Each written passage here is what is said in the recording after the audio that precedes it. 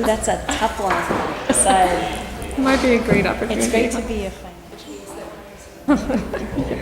Yeah.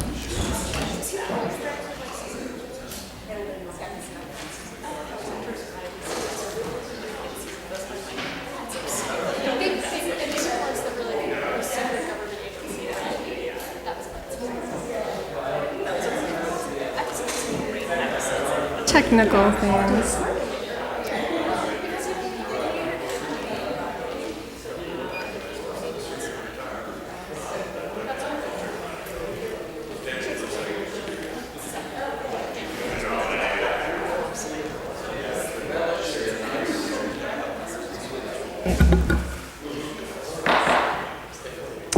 Good evening, everybody. At this time, I'd like to call to order the special joint meeting of the City Council, City of Marysville, California, and the Marysville Planning and Historic Commission, Tuesday, April 2nd, 2019, at 5:30 p.m. Roll call, please. Mr. Simmons? Here. Mr. Bonacavoli? Here. Ms. McKenzie? Here. Mr. Hudson? Here. Mr. Samayoa? Mr. Belza? Mr. Vauden? Here. Mr. Deal? Mr. Payne? Here. Mr. Bramer? Here. Mr. Nault? Here. Ms. Rich Creek? Right, thank you. Welcome, everybody. Tonight, what we will be hearing is the presentation of the Parks and Open Space Master Plan. And Ms. Brown, would you like to, or no, actually, Mr. Bermudez, please introduce that for us. Good evening, Vice Mayor McKenzie, council members. So we're here tonight. It's a joint meeting with City Council and Planning Commission. Through Measure C funds, the city embarked in 2017 Parks Master Plan Open Space Master Planning document. We did a solicitation, and through that solicitation, we ended up selecting Foothill Associates to assist the city on moving forward with the adoption and eventual approval of the Parks Open Space Master Plan. Over the course of months, city staff, as well as stakeholder groups, and lots of interactive engagement with the community, our consultants with Foothill have been working on putting together the document. Should note that this is actually the first Parks Master Planning and Open Space document for the city. And through the discussion, as I mentioned, through a lot of input, we are here today to bring forward in a more dialogue format, discussion and Q&A type of engagement with myself as well as a consultant, and get through this process, and then hope to bring back at the May 7th, I believe, meeting, the adoption of the Parks and Open Space Master Plan. So at this point, what I'd like to do is bring forward the Foothills Associates. It's I'm going to call them by first name. I don't want to botch the last name. Jesse and as well as Meredith, who have been helping. I think a lot of you have met them previously in some of the community engagements. They'll be providing the presentation, and then conclusion of the presentation, we will then take any comments and any input and proceed, and then, as I mentioned, come back and wrap up the document with adoption in May. Any questions at this point for staff? All right. Thank you, Jim. So as he mentioned, I'm Jessie Lett, and this is Meredith Branstead. I was the project manager on this project, and she's our senior landscape architect and vice president. Our company, Foothill Associates, has been preparing park and recreation, doing park and recreation master planning for over 20 years, and we have specialized in master plans and updates that range. We've done projects ranging from 7,200 to 180,000 residents. We really focus on smaller communities and communities that are more local, and we aim to create master plans that reflect the needs of the community. So it's all around finding what the community needs and then developing master plans to reflect that. We also offer landscape architecture services, especially for parks and recreation. And that means that when we craft our master plans, we understand what the implementation of master plans looks like, and that helps inform that process as well. So the general plan is a legally required guiding document for the City of Marysville. Marysville's was last developed in 1985, and the general plan's divided into different elements, and the elements, which are sort of like chapters, include the open space, conservation, and recreation element. And the goal associated with that is to designate, protect, and conserve the natural resources, open space, and recreational lands in the city, and provide opportunities for recreation activities to meet the citizens' needs. And so this goal then informs the policies and efforts associated with the general plan, which in turn inform this master plan. So it's the basis. Also included in the general plan, relevant element is they define the 4 categories of park. There's regional, community, neighborhood, and mini parks, and they're based on size. They're also define the target level of service associated with each park, the service area, so the distance to travel associated with each park, different types of amenities that each park should have. So regional parks should have larger and more developed amenities than, for example, a mini park.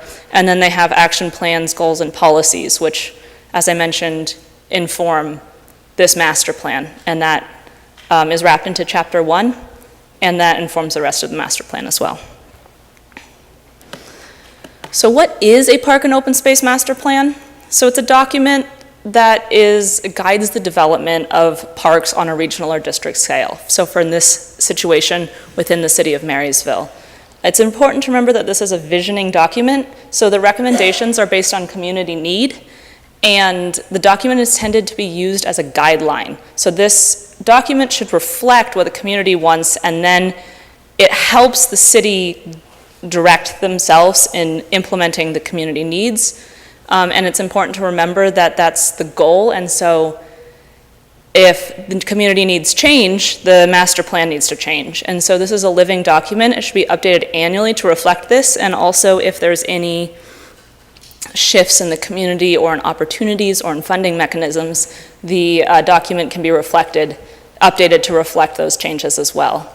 The horizon of this document is 2035, and so if at that point it's anticipated that a whole rewrite would be undertaken which would build off of this master plan to reflect the changes in the community. There's some limitations associated with master plans in general. In this situation, it's a citywide master plan, so we're really looking within the boundaries of the City of Marysville. We're looking also at recommendations as they apply to land zoned as park or open space, as it's a park and open space master plan, and it does not provide park-specific designs.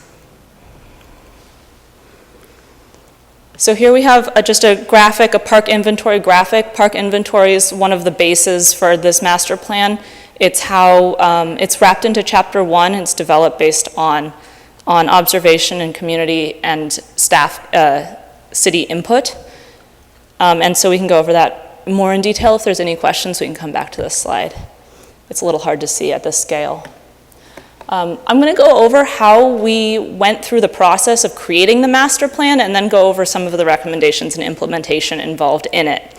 So we started with background research, looking at other relevant documents that will inform this, including the master plan, the bounce back vision, bicycle and pedestrian master plan, and also information from the city regarding parks and open space revenue, expenses, maintenance, staffing, and all of this was incorporated into Chapter 1. We looked at some other elements of what does Marysville have about Marysville in general. In Chapter 2, we analyzed other recreation resources that the community is using. This includes recreation resources the community is using that are outside the city, as well as non-city resources that are within the city boundaries. In Chapter 3, we analyzed demographics. One of the key points of demographics is looking at the projected population in 2035, which is that horizon for this document, which is projected to be 15,509. Some things that were notable is that 36% of units are owner occupied and 64% are renter occupied, which means that we need to gear outreach to reach both of these populations. And we also have nearly 30% of households have income less than $25,000 annually, which places them near or at the federal poverty level. And it's also key when looking at recommendations in relationship to this to understand that for some of these residents, the park and recreation spaces might be their only recreation provider, and understanding how this might fees associated with this could impact these communities. In general, demographic trends, we're looking at current and into the future, so it helps us understand how Marysville might be changing moving through to the planning horizon. At this point, we have a sort of a base understanding about Marysville, and so we started doing outreach. We had 2 public workshops, an online survey, and also a stakeholder meeting that was performed as part of this master plan. The first workshop and survey were geared towards the same goal, which was really getting a broad range of feedback. Specifically, we're looking at parks and facility use information, desired improvements, programs, and services. And so we used a number of different activities. So an online survey was done, but also we had voting activities and different opportunities for comments. And this information was integrated throughout the master plan. But a summary of all of these events is included in Chapter 5 and in the appendix. Some of the information gained in the first workshop and the survey, one of the really key points is that while there are a lot of elements that were desired, the main concern is with the quality of the existing facilities and their maintenance. And so it's really key to understand that the renovation of the existing spaces is a key concern of the community. There's also some other concerns surrounding homelessness, litter, safety, and maintenance. Some of the elements that the community was also looking at wanting to add to these spaces are increased access to water, staged and amphitheater, dog parks, sports fields, a community center, and picnic areas. And then there's some non-element feedback. For example, protecting open space was really important, as well as more communication from the Parks Department.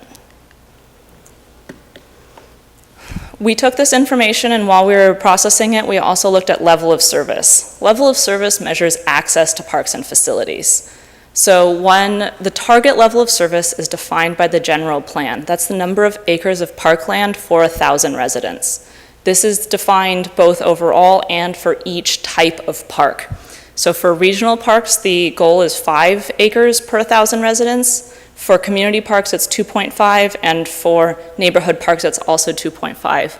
It is worth noting that there's no target level of service for mini parks because of their lack of recreational amenities. They're not included in this total, and that's within the general plan. We also looked at the facilities per 1,000 residents, but no target is defined in the general plan, and so targets were developed in Chapter 6, which we can discuss a little bit later. We also have compared these level of service goals to the general plan guidelines, as I discussed, also the level of service for similar communities and national averages. And so one thing that's really key to note here is that it's a little hard to see, I think, at the scale, but we looked both at current level of service, target level of service, and also projected level of service in 2035. And the total acreage, based on 2035 population of 15,509 residents, is 122.7 acres over the required target level of service. And so that's something that's pretty unique to Marysville and really stood out. We also looked at the service area. This is the accessibility of these places. This is defined in the general plan, how far a resident should have to travel to reach each type of park. And so you can see in this graphic, the City of Marysville, and then you can see this sort of orange bubble around it is actually the neighborhood parks, and the entire city, anywhere in them, is within a half a mile to 1 mile of neighborhood parks. The blue is community parks, and obviously the entirety of the city is covered. The blue covers most of that graphic, in case you're wondering what I'm talking about. And then regional parks are covered the whole graphic, so you can't even see it on here because the whole area is covered by regional parks. We also showed mini parks and levee trails. Mini parks are shown in yellow and levee in green. And that is a reference. Again, this level of surface is not required by the general plan.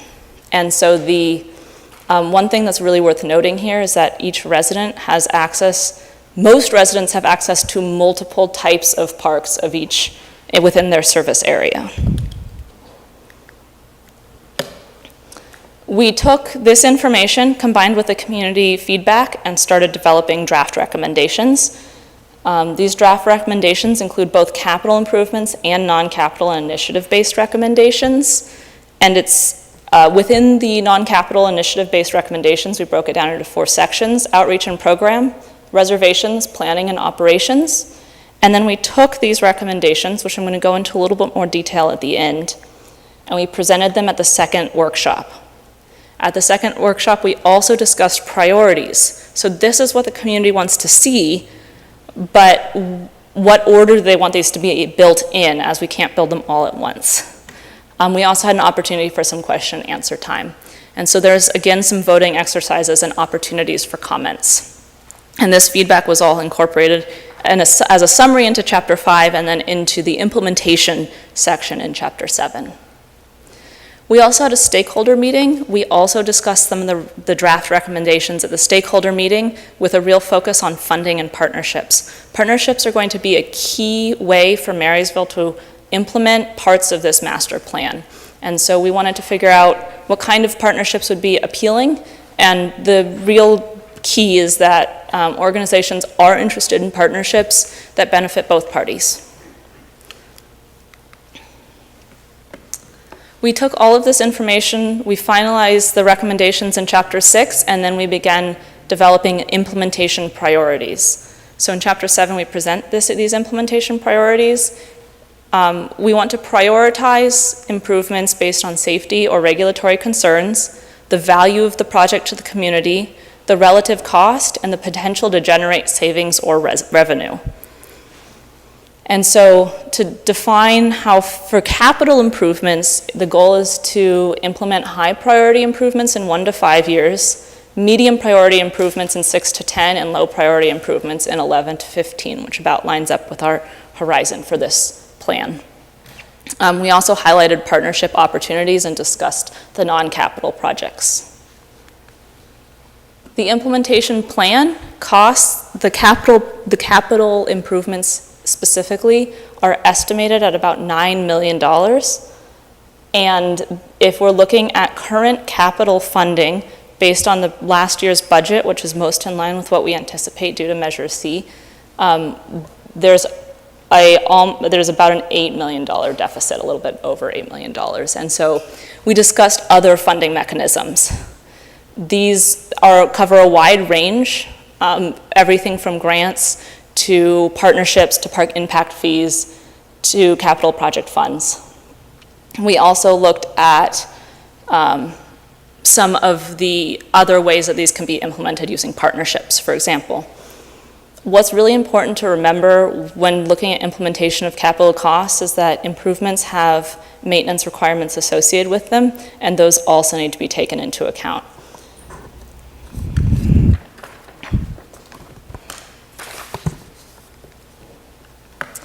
So that covers the process we went through when developing this master plan, and now we're going to look a little bit at those recommendations and the implementation.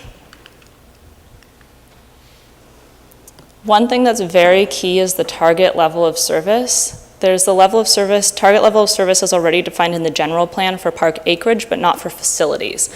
So based on the existing facility level of service, community feedback, demographic trends, national trends, similar communities, where does the community want to be? We developed a target level of service for the facilities. So for example, for the existing level of service for basketball courts is 1 court for every 7,000 residents. And to meet a target level of service of 1 for every 7,000, which is what's proposed, you don't need to build any more basketball courts. The reason basketball courts remain consistent is that's how many are had, and there's not a lot of community desire for more. And so then you can see in some instances, more facilities are identified. There's a facility deficit identified. For example, in walking paths. There's also, when looking at capital recommendations, a lot of the parks have a lot of the same recommendations associated with them. Safety and security improvements are one of the improvements we see repeated over and over. This includes lighting and path replacement, tree pruning and removal. We look at accessibility. This is new paths, surfacing, furnishing, and boat access. This is accessibility both to meet American Disability Act requirements, but also to just make the park a place that people can get to more easily and use more easily. So for example, boat access is one of those. Playground equipment and surfacing, Marysville's parks, a lot of them have this already, and that feedback and the current conditions indicate that it would be best to replace them to enhance safety, accessibility, and play value in general. And so that's an example of a capital recommendation that you can see repeated in many parks, and also one that is a larger line item. Some other capital recommendations are ones that have cost-saving and revenue-generating measures, and so replacing irrigation, adding wells, and renovating and adding reservable facilities. This allows the cost savings to enhance the maintenance value, the maintenance of these spaces. So associated with the capital recommendations are non-capital recommendations. As we discussed, these are broken into 4 sections: outreach and programs, reservations, planning, and operations. When we're looking at outreach and programs, it's really important that the city is listening and responding to the needs of the community moving forward, as well as throughout the development of this master plan. And to do that, there's going to need to be communication to help build trust and to develop community support. And also, this is something that is required for a lot of grant applications. Part of this outreach is for partnerships, in particular with other organizations. This is recommended to help implement a lot of the, for example, programs, community center, and events. You can see in this yellow box, there's a couple of examples of outreach and program recommendations. For example, develop program and event offerings through partnerships, and expand the city's park and open space social media presence.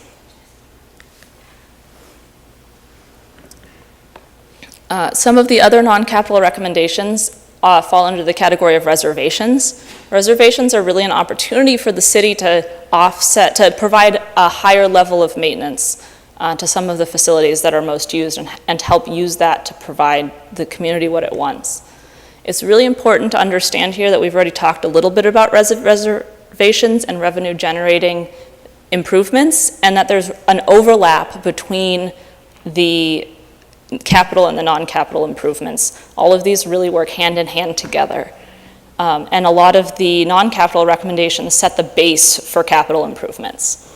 And so some examples of reservations include updating the reservation fee schedule and marketing rentable facilities. The third section is planning. Planning is the basis for a lot of what the city is looking to do through these recommendations. It's really important to understand that planning requires staff time, but it helps the city better understand its own needs. It can be more responsive to the community. It can have more effective partnerships, improves financial efficiency, and is better able to address its goals. And so some examples of planning recommendations are developing individual park concept plans for each park, and developing cost-benefit analysis of parkland relinquishment options, assessing City Hall Annex to determine cost of renovation or relinquishment. So these are some next step planning recommendations. And then we also look at operations. To meet the community, what the community expects and wants, more rigorous maintenance goals need to be set, tracked, and updated, and additional maintenance needs to be performed. Maintenance was a large concern expressed in community outreach. This is going to require more maintenance staff, essentially.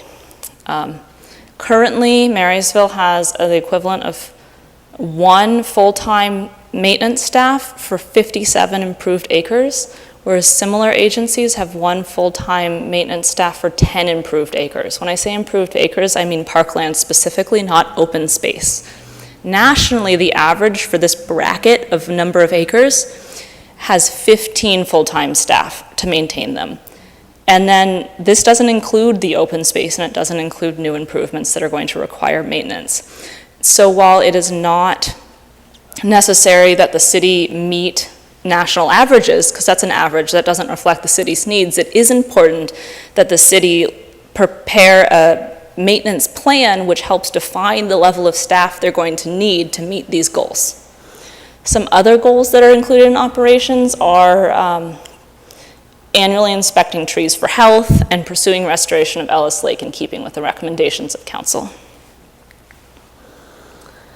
And so we've discussed a number of the recommendations that are included in the plan and a little bit of how we got to the plan, but after adoption, what are the next steps? How do we implement this plan? So to start with, it's best to focus on the highest priority improvements. This includes safety and security, as we discussed. Ellis Lake, Gavin Park, and Veterans Park were all identified in outreach as being high priority parks due to their use and also their current state and some of the ways they interact in terms of access and cost. And then also looking at implementing the non-capital improvements. We want to take advantage of a range of funding opportunities to allow this plan to be implemented. One funding opportunity, for example, that's available now is the statewide park program grants. It's really important to keep the big picture in mind. Is this opportunity in keeping with the long-term needs of the community, and is it maintainable? Also, are some of these recommendations needing to be updated and changed? And then keeping the community updated and involved to ensure ongoing park and open space use and support. As we talked about, communication with the community is really important. It's how the community stays involved, it's how the community is able to understand what changes are being made, and it's how the changes being made are able to reflect the needs of the community. And then also developing and utilizing partnerships to implement projects.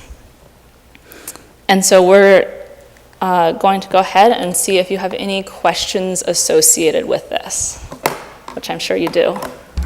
Thank you very much. Right now, I'd just like to open it up to any public comments or questions that you have. And I think I heard a good suggestion earlier that possibly, Jim, would you mind noting the questions? And then we can answer globally at the end. So if you have a question and you're in the public, please come up to the podium. We'll take your question and then the staff will answer it after everybody has asked their question. You can come up to the podium if you'd like to come up and speak. That would be great. Then we can all hear you.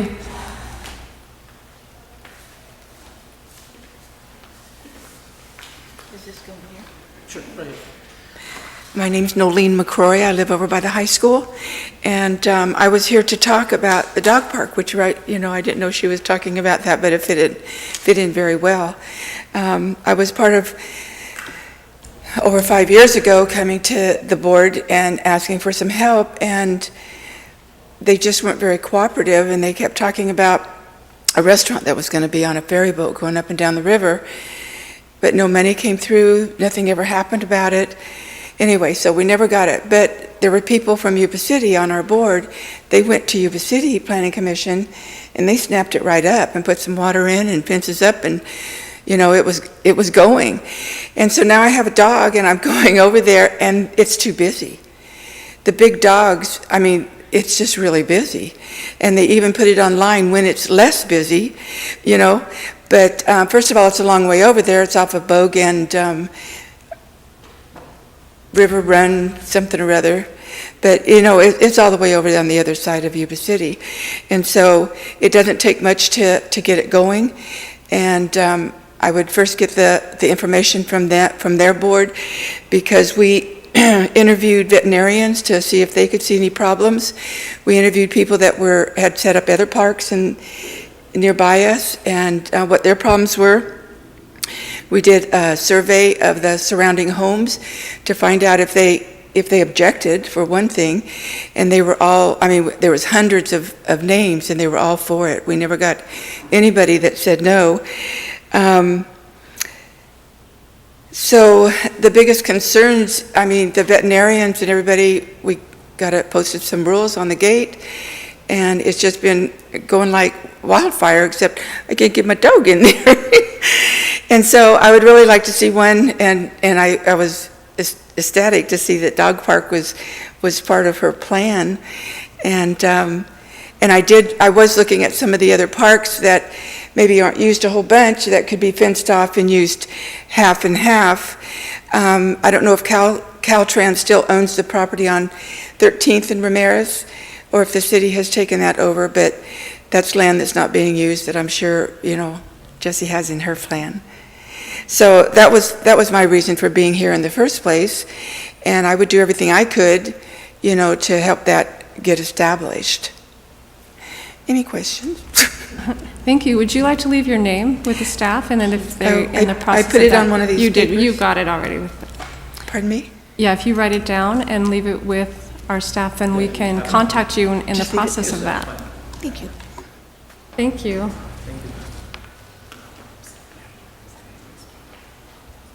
Is there anybody else from the public who would like to make a comment or ask a question?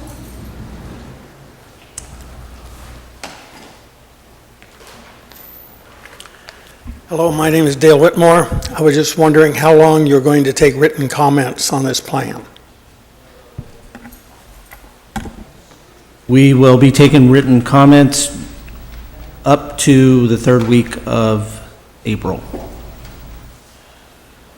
Okay, thank you, Mr. Whitmore. Anybody else from the public who'd like to comment?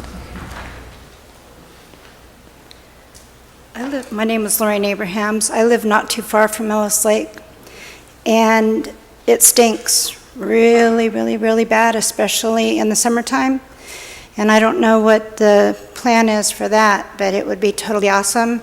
I graduated in '83, and that lake has not been cleaned since I graduated high school.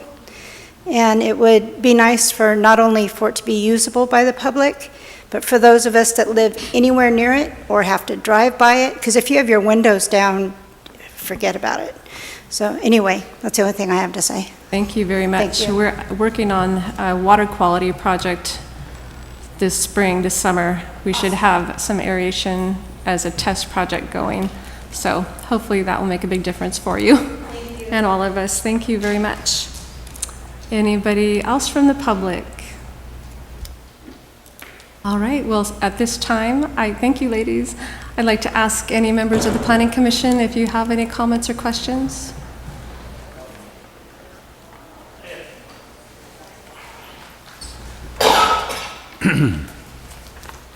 Ben Bramer with the Planning Commission. Just a few comments regarding the whole outreach process that you went through. Kind of just want to know, is this, by looking at the attendance, is this the normal on this size of a community that you would see? With 15. Okay. Yeah, pose the question. And then you talk about stakeholder meetings. For me, it looks like you only received 3 stakeholders out of this whole thing. To me, you didn't invite, I didn't see where Yuba County was invited. A big process of this stuff is with Yuba County. The school district didn't show up. Don't know if they were invited or not.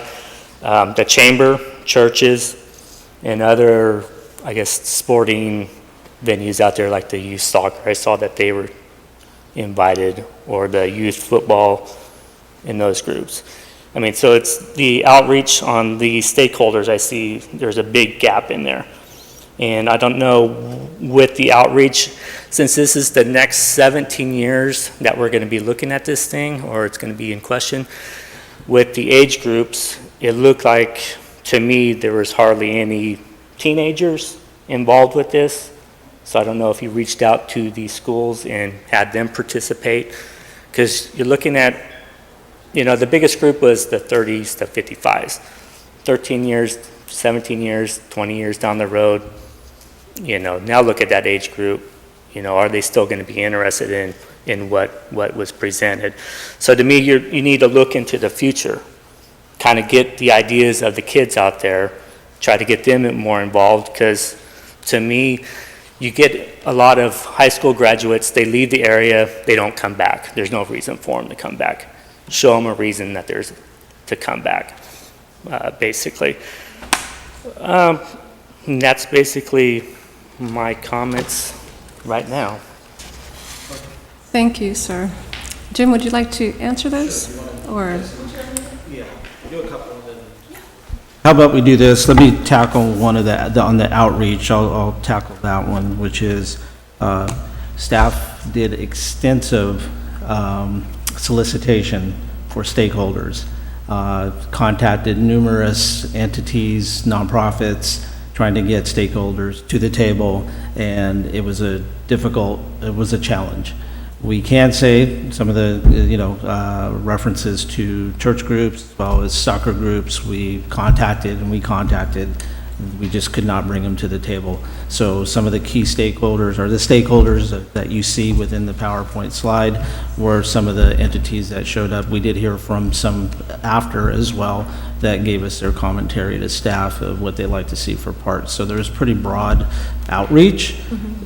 I'm thankful that there was an online survey that gave us some great results, and I think the workshop meetings with the public and community were pretty successful and gathered in a good, more than a handful of people. So I think we're definitely, something positive in that front. But from a staff level, I was really looking for more interaction and dialogue from a little bit more of the stakeholders, and we did do some constant solicitation. We just couldn't pull anybody to the table to get them here. So I'll cover that one on the... Yeah, thank you, Jim. Yeah. Yeah, so he kind of covered the question about the stakeholders. And then we also, in terms of the people attending the meeting, we had the first workshop had 24 residents. That's a good turnout for a community of this size. The second one was pouring rain. It was flooded in this area. We had 15 people turn out. That's still a very good turnout. For the survey, we had 144 respondents. And within the appendix, I actually would have to double check the numbers, but it includes who's responding, and also we had a large number of family responses, so one response representing the desires of the family. And then I think that addresses sort of the questions regarding outreach and who was able to respond to the questions. We also had some youth at the meetings, at the community outreach meetings. Like, what was the age on the youth? Did you get the demographics? So the demographics within the survey, and so the survey was obviously one of the largest number of respondents because the commitment to respond, you get more people. And so I'd have to double check there is a demographics question which is included in the appendix, and I'm gonna have to double check what that one says to be able to address that specific question in terms of percentage. Thank you very much. All right, this is a meeting where we're not taking action, we're just receiving information. And do you want to explain what the next steps will be? Mr. Sure. Ramirez? One last question regarding the dog parks is Oh, that's definitely dog park is a community component moving forward, and we'll build that into wherever we can program moving forward as far as the logistics of setting that up. What I would say, one of the things that came out of the Parks Master Plan and the document is that we do have a lot of underutilized land within the actual park area that we feel that there is the ability to modernize and moves the city in a direction where we would be able to, somebody express carving out space for maybe a multi-use type of park, which would be a dog park.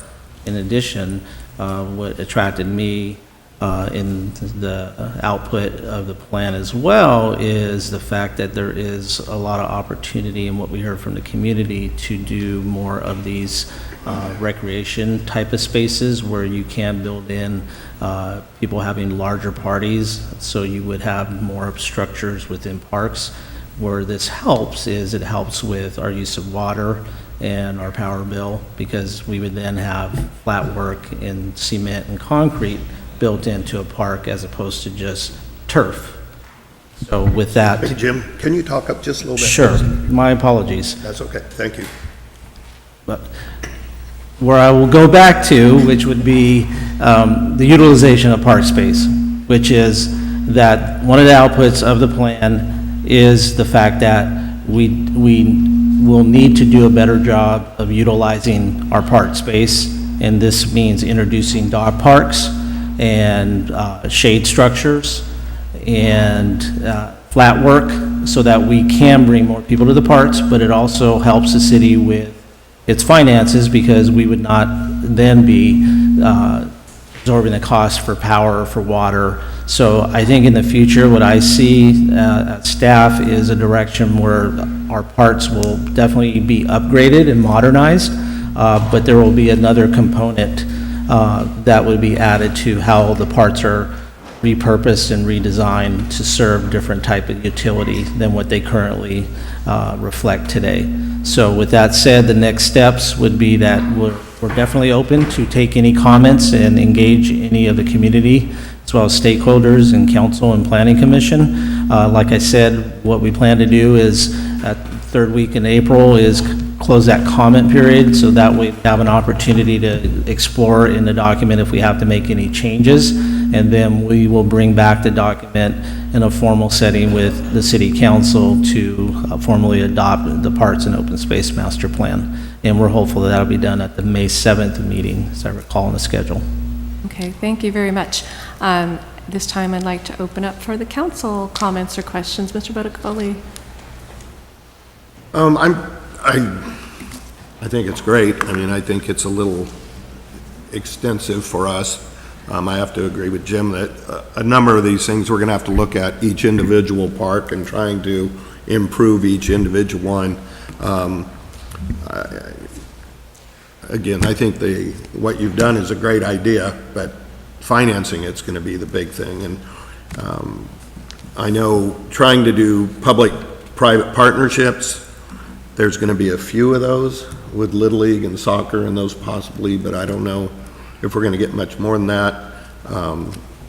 I want to be a little careful on the fee structure of, obviously the amphitheater, the gazebo, the soccer fields, those things.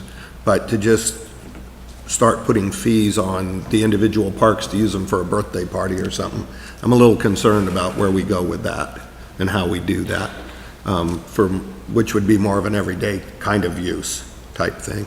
Get a little concerned on that. But and then the other thing with the one that showed so many, that we're so in abundance of acres to our population, there's a couple in my mind that would be probably used in a better sense than a park, even some of the properties. And then that would also give us the ability to use some of that funding for the other parks. And I'll be very specific because most people know how I feel about it, and that's a Yuba Park. Being able to do something there with that property, maybe in a different way or in partially a different way, and then be able to use those funds to go into a park fund, something of that nature. That's all. Thank you.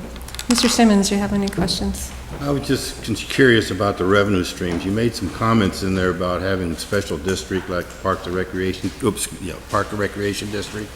That's a very strong, you don't need to get up, this is my comment. That's a very strong revenue stream, and it also takes the parks out from underneath the city and puts it under a special district with their own board of directors. Seems to me like, since funding is a critical issue for us maintaining these parks, I'm looking at the fiscal revenue, $64,897 total revenue for 2017 and 18. Out of that, the Gold Sox give $11,000, boat launch fees was $5,834, and motor fee collection was $43,000. And there's two here, impact fees and grants, CDBG grants, wasn't even put into the parks program at all. And so, I think that we need to really get a handle on this fiscal part, this revenue stream, before we do anything. You cannot develop a park without money behind it. And this plan, I read through it. It took me 3 days to read this. I'm telling you, it wasn't good reading. A lot of statistics, a lot of things that are really not, it supports the plan, but it's not actually a plan to help us develop our parks and recreation. In certain areas it is. So that was my criticism of the plan. I was looking for a plan and goal. There's our goals, but plans and goals that we could implement immediately with the revenue we have and be able to project out in the future of 2035. I won't even be around then. I need something now, the next 5-10 years, so that people can see we are making headway in these parks. The parks are in dire straits. They need a lot of work, and I think this plan, if we start prioritizing what we want to do, I think we can work through this in the next 5 years. but I don't know that we can go 35 years out for this plan. But thank you.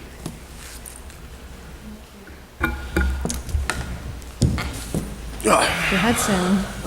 I like the idea of the plan. I like where we're going to go. I'm a little curious to see if there's any sort of specific ideas and developments for particular parks, but I understand we're just in the idea phase right now.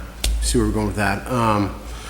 Funding's always an issue. I'm not 100% sure we're going to get some of that, but I'm intrigued at least we're starting in the right direction. As to how fast and quickly we can get going from that, I'm not sure. I'm in the phase of picking this up as I'm just getting off vacation, so sorry. Thank you. Thank you. My comments are, I appreciate that. And it was interesting to me to see that the biggest interest was in maintaining and improving what we already have existing. So that was interesting. And definitely with the grants, it was interesting. Mr. Buminis was pointing out that with grants, and you did as well, that with the grant comes a commitment to having a maintenance plan. So we need to make sure whatever we do going forward, we are able to have the capacity to maintain. I think that I just wanted to comment about the reservations for birthday parties and things. I think that when you have a location, if there was a covered area or something with tables, that would be the area that you would say you can reserve this area so you can make sure you have your party in a covered area or something like that. It wouldn't probably be the general park space, I'm thinking. So I'm happy to see that people are generally satisfied with what is there. I just like to see it improved and maintained. So that was interesting. Well, thank you very much. And at this time, are there any comments anymore from Mr. Bermudez? Okay. All right. Well, thank you very much. At this time, I'd like to adjourn this meeting, and we will take a 10-minute recess, and then we'll start the regular meeting. Thank you. One down. Wow, good job.